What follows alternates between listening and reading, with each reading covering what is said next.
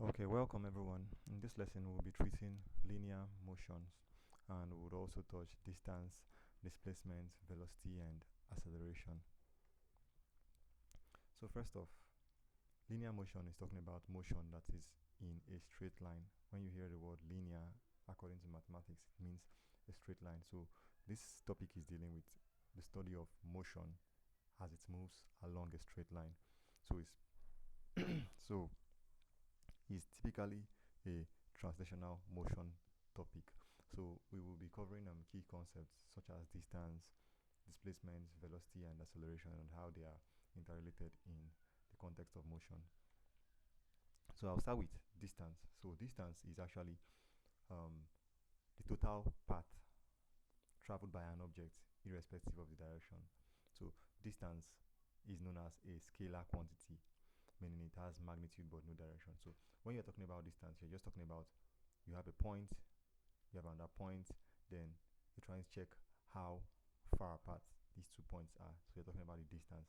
But when you're talking about displacement, on the other hand, it refers to the shortest straight line between 2 points. So now the shortest straight line between 2 points. So as mean we had a curve. Sorry, we had a curve. Let me use my illustrator here. Say we had points here and we have also another point here, and probably there is a path going like this. The distance can be measured by checking how far apart these two are. So displacement is now when you are including the direction which you are taking. So now you can check the distance across this part, and you can also check the distance across this part. But now when you are specifically talking about displacement, it's talking about specifically just that shortest part, and there has to be a direction to it. So when you talk about displacement, you also involve direction. So displacement, on the other hand, is a vector quantity, as you can see here, while distance is a scalar quantity. So it has just magnitude, while this other one has both magnitude and also direction. So let's move on to the next. Let's move on to what we have next. Sorry. So velocity now. We talked about distance and displacement. Now there's still another parameter known as velocity. So velocity is actually the rate of change between displacement and time. The rate of change between displacement with respect to time. So as much as we have velocity, we also have a parallel similar parameter known as speed. So speed and velocity, they are similar, especially in their units, because both of them are measured in meters per second. So now the difference between velocity and speed is that velocity is actually involving direction. So it's involving direction, it has a direction with it, while speed does not have. So velocity can be said to be a vector quantity, while speed is said to be a scalar quantity. So now, both of them are involving a particular measurement of length with respect to time. So for velocity is displacement over time. While for speed, we have speed is distance over time. So both of them are alike. The only difference is just that velocity is taking account of the vector quantity displacement, while speed is taking account of the scalar quantity distance. So that is those are the major difference between speed and velocity. So from what I have here, velocity is defined as the rate of change of displacement with respect to time. It is a vector quantity, meaning it has both magnitude and direction, and the velocity of an object indicates both how fast it is moving and in which direction it is moving. So when you talk about velocity, you're talking about how fast. That's why I said this is the rate of change of displacement with time. So it has a unit of meters per second. So moving on to the next, we have acceleration. So if you should look at what we've been saying so far, we talked about distance. After distance, we then talked about velocity. Then next we talked about, sorry, we didn't even talk about this, and we talked about displacement and distance. So let me put that displacement, let me say displacement, velocity, and now we're talking about acceleration. So these three are related to themselves somehow. They're related to themselves in different ways. So acceleration, on the other hand, we said velocity is displacement over time.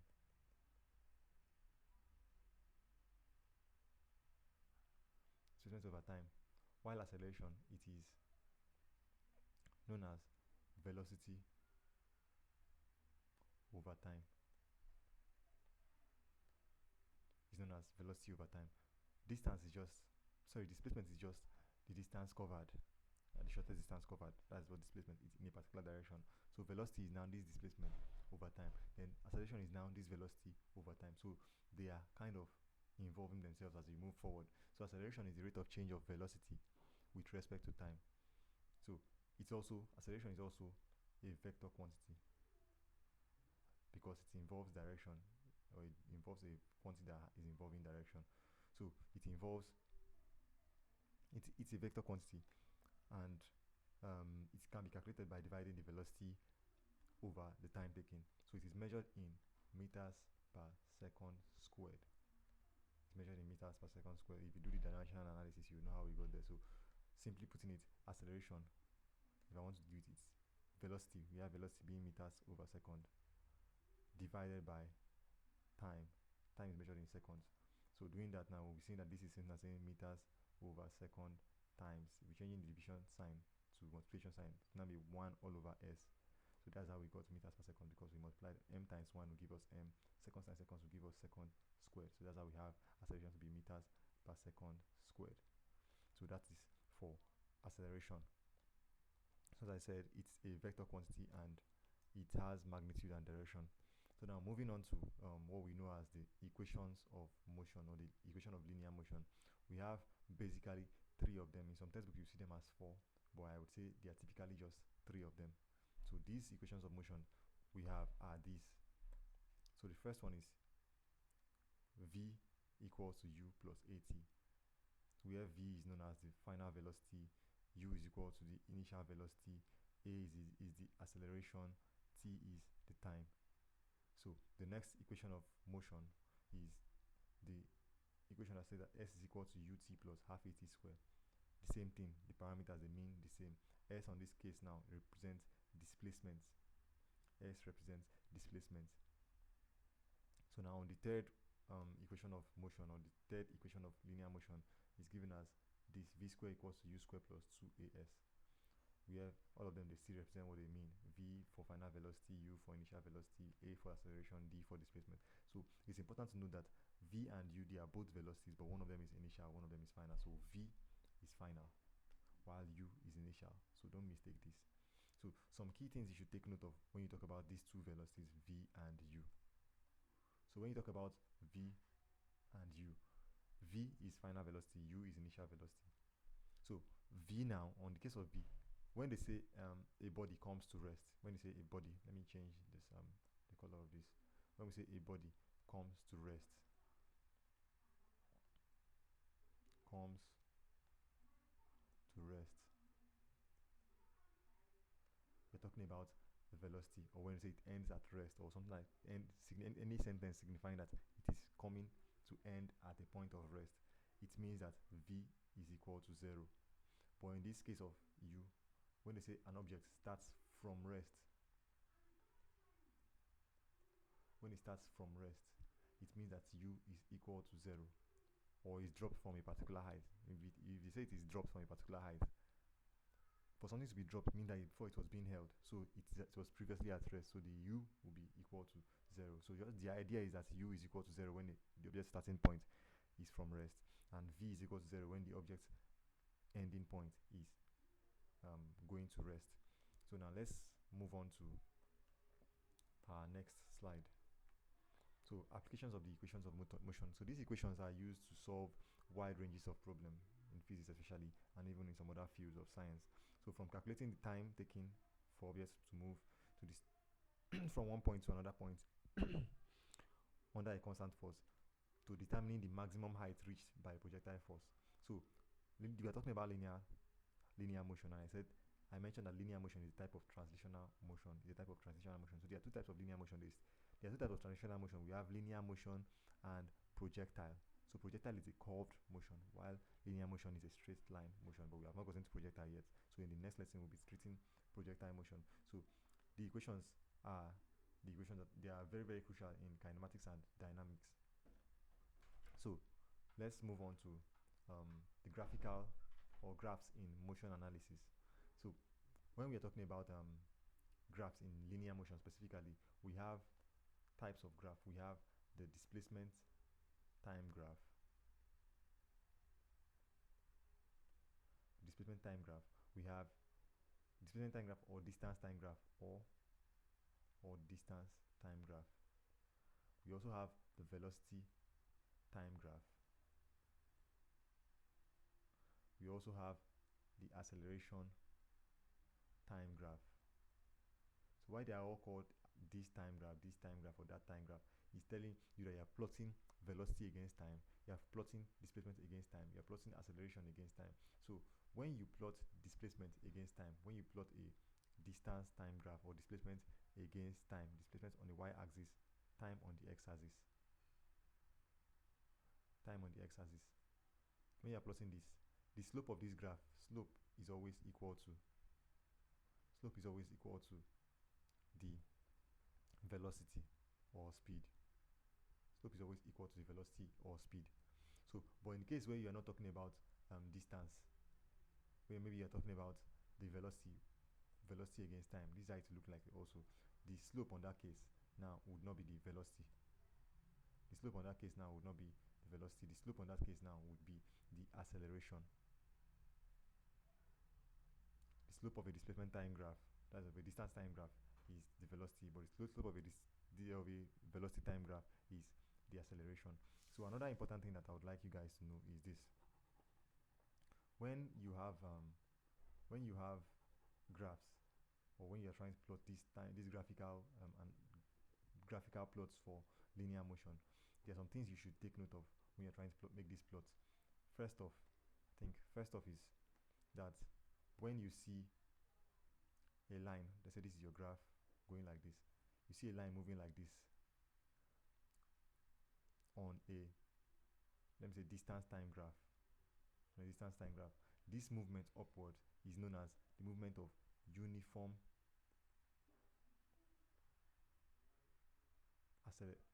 velocity. Uniform velocity is known as uniform velocity. So then, when it moves at this point, when it continuously moving like this, when you see a line moving like this, that line is known as a line of uniform speed or constant speed. Sorry, we've talked about uniform acceleration, uniform velocity, or uniform speed, the first one. Then the next one is now talking about constant. I don't know why I'm making this mistake of uniform and constant. So this is uniform velocity. Then this one is constant velocity. That's on this point, CV. This is UV. And at this point, coming downwards, if you see a line that is sloping downward, it's talking about constant or uniform deceleration. Sorry, uniform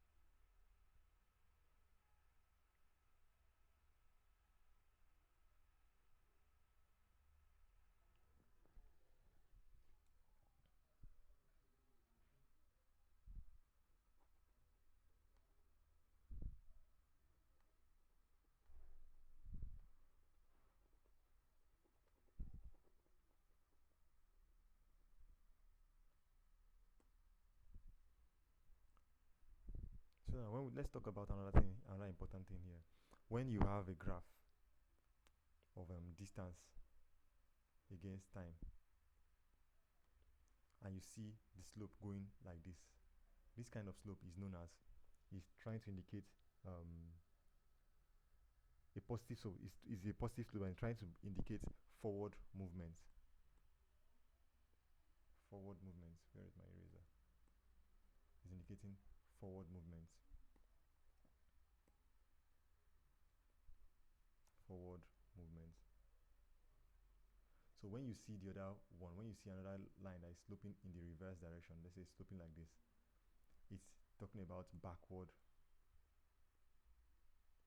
movements. Then when you see it as a horizontal line, it's meaning stationary movements.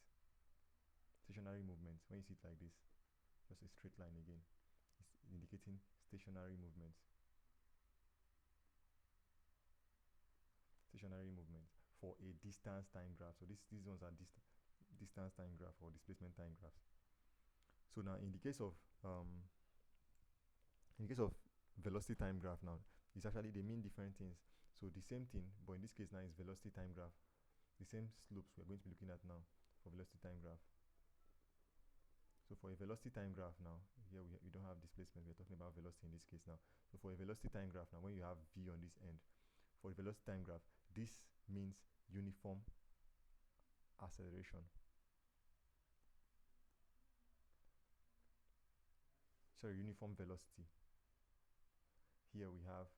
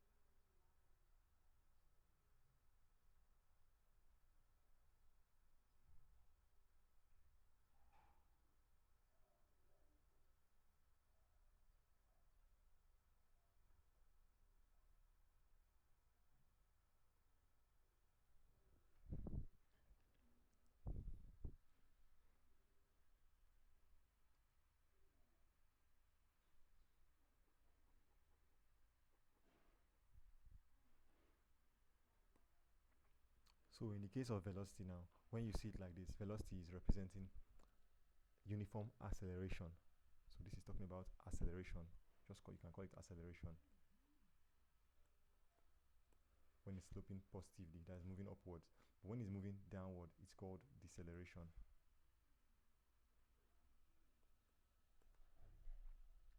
Then when it is moving like this, you can say it is a point of no acceleration, or you can call it a point of constant velocity.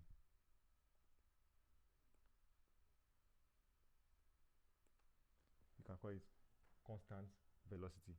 So now the case also for acceleration is still different. So let me show you the case of acceleration.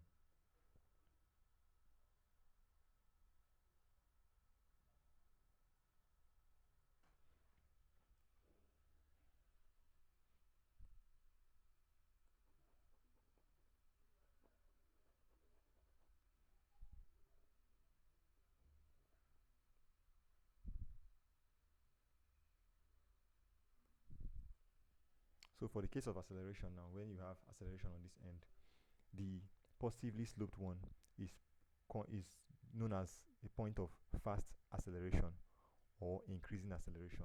So this is increasing acceleration. While the point that is negative is showing point of decreasing acceleration. Decreasing acceleration. So the point of horizontal means the point of constant acceleration. So these are the different graphical representations of acceleration, velocity, and also distance time graphs. So now let's move on to what we have on our next. So next we have two-dimensional motion. Two-dimensional motion. So typically in most of physics questions, you will always be dealing with two-dimensional motion that is involving x and y axis alone. So the equation of motions are applied separately in each direction when you come to this kind of case, and the resulting vector can be combined to give the total displacement. So for example, let's say we are trying to find the speed or the height of a particular object, or an object that probably was shot at a particular angle. You're trying to get the distance it traveled. You know it went upwards. If you want to calculate the distance, you need to take the horizontal component of that particular vector. So if you want to know how high, you need to take the vertical component of that particular vector. So that's how you calculate stuff under two-dimensional motion. You will have to convert that particular motion into horizontal and vertical components. So now, for the case of three-dimensional, it means you're not just taking just horizontal and vertical. You're taking also the z-axis. So for horizontal and vertical, x is being the horizontal axis, while y is being the vertical axis. But for the case of three-dimensional, we are now having three axes. So we have both x, y, we have x, and we also have the z-axis. So if I want to describe this thing to you out in real sense, I'll say x-axis is when you're moving something from your left to your right. That's you're moving, or from your right to your left. You're moving it. Let's assume you're standing. You're moving from left to right or right to left. That's horizontal axis. But vertical axis, y-axis is when you're moving up and down, or from down to up. That's your vertical axis. Then you're talking about the z-axis. The z-axis is now talking about that same thing, moving it forward towards yourself. You're moving it towards the z-axis. So you're not moving it up or down. You're moving it now closer to yourself, or putting it far away from yourself. So that movement in that direction is what is known as the z-axis. So I believe that should be clear now in terms of three-dimensional objects and what three-dimensional motion kind of is talking about. So now let's see. As I was saying, the example that we have here is talking about the velocity of an object at an angle of 30 degrees. So now if you're trying to get the to calculate the horizontal, if you want to get the motion or to determine the distance or any particular component in that motion of that object, you need to convert it to both. You need to take note of both the horizontal and also the vertical components to solve the problem properly. So in conclusion, this section provides a comprehensive look at the equations of motion. We've been able to talk about both velocity, acceleration, and also distance and displacement. We also looked at their graphs. We looked at how they are represented graphically.